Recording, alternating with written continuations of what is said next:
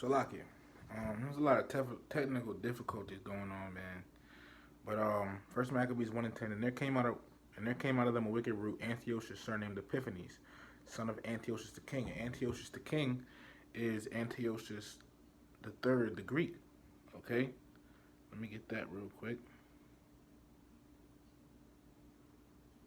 and show you a picture. All right, this is on Wikipedia. Antiochus the third, the Great. All right, and this is him.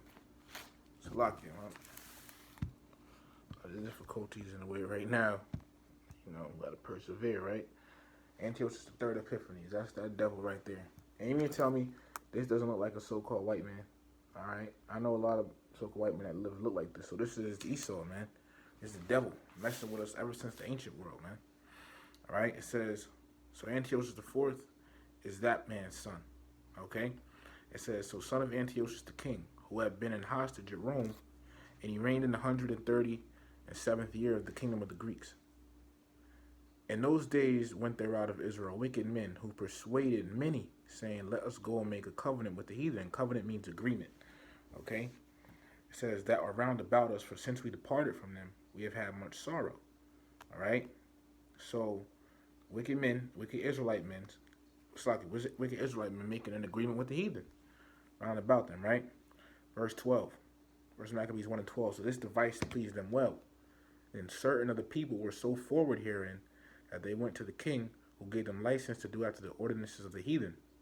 Whereupon they built a place of exercise at Jerusalem, according to the customs of the heathen, and made themselves uncircumcised, and forsook the holy covenant, and joined themselves to the heathen, and were sold to do mischief.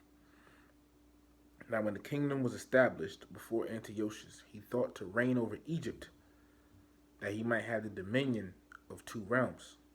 Wherefore he entered into Egypt with a great multitude, with chariots and elephants and horsemen and a great navy, and made war against Ptolemy, king of Egypt. But Ptolemy was afraid of him, and fled, and many were wounded to death. Thus they got the strong cities in the land of Egypt, and he took the spoils thereof. And after that, Antiochus had smitten Egypt. Let me read it again. First Maccabees 1:20.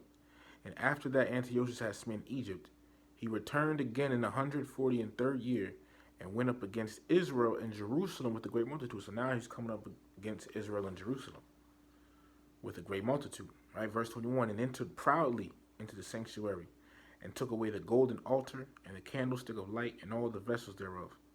Verse 22, and the table of showbread, and the pouring vessels, and the vials, and the censers of gold, and the veil, and the crowns, and the golden ornaments that were pulled before the temple, all which he pulled off. So verse 23, he took also the silver and the gold and the precious vessels. Also he took the hidden treasures which he found, and when he had taken all away, he went into his own land, having made a great massacre and spoken very proudly. So this devil came into our land, all right, and took all those things from us, man. But yeah, right. So I'm gonna stop here because I got another recording. I had to come back and make this recording. So this is part 1B, all right, of this series, okay?